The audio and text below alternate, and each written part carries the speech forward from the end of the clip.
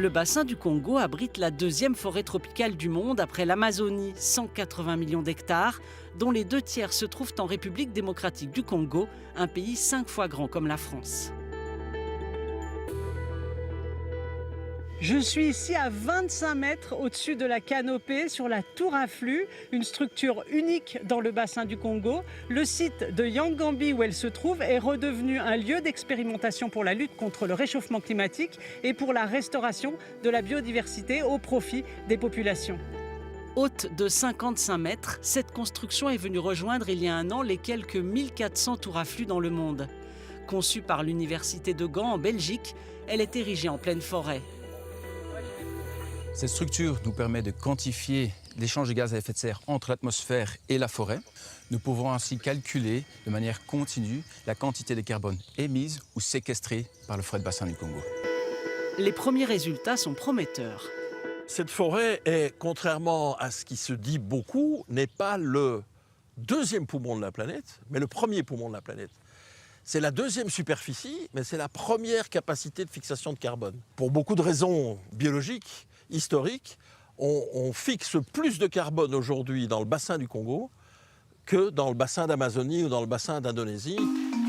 La réserve de Yangambi était la plus grande station de recherche tropicale du monde quand le pays était une colonie belge. Le CIFOR, le Centre pour la recherche forestière internationale, fait renaître Yangambi en partenariat avec les autorités du pays.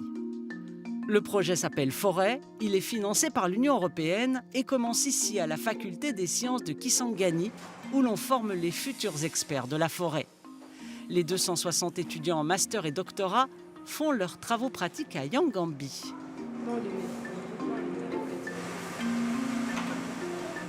Ce matin, Yves y anime un atelier de sensibilisation pour les enfants. Ils seront la prochaine génération responsable de la protection de leur forêt.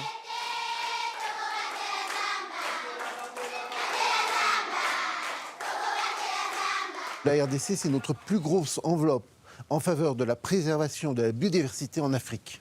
La RDC est un pays solution. C'est un pays immense, qui a une ressource forestière immense. C'est un facteur à la fois de développement pour les populations, mais c'est aussi un facteur pour la conservation de la planète. Le projet Forêt, ce sont ici aussi des recherches sur le café, le bois, la construction d'une centrale de cogénération biomasse pour fournir de l'électricité, la production de miel et grâce à l'agroforesterie, la lutte contre la déforestation.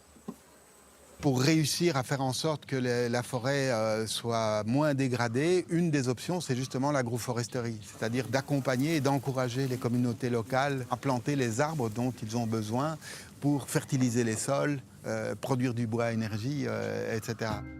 La pépinière du projet Forêt fournit les plants aux fermiers.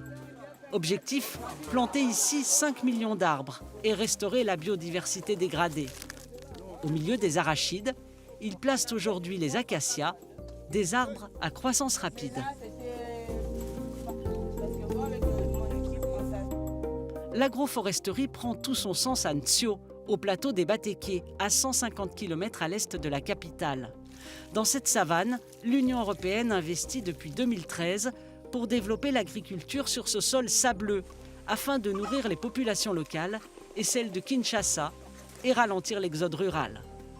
260 familles sont réparties sur 5500 hectares, aménagés pour recréer les conditions d'une forêt fertile. Sur son terrain, chaque fermier produit de l'huile de palme, du manioc, des céréales ou des légumineuses à l'ombre des acacias, l'arbre providentiel de l'agroforesterie. Ces feuilles-là qui tombent, au fil des années, ça s'entasse et ça forme une couche d'humus. Et en soi, les racines de l'acacia fixent ce qu'on appelle l'azote qui fertilise les sols. C'est les mêmes conditions que la forêt. Ce matin, réunion pour échanger sur les cultures ou la vente des produits destinés notamment à Kinshasa et ses 20 millions d'habitants.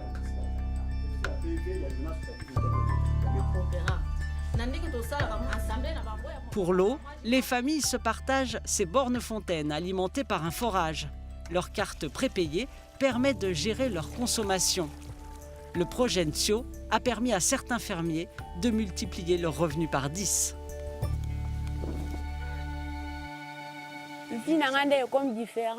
Ma vie est différente parce qu'avant j'achetais la nourriture, le manioc. Avant il me fallait sortir de l'argent pour acheter. Mais maintenant ce n'est plus le cas. Je vais dans les champs et je récolte. Et ça me permet d'avoir à manger. Une exceptionnelle pépinière, rare en Afrique centrale, fournit les fermiers pour les plantations et offre un emploi aux enfants des rues de Kinshasa.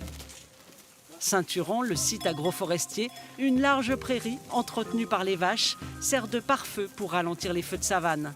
Un élément supplémentaire pour les habitants de Ntsio qui vivent dans un environnement naturel et social plus rassurant.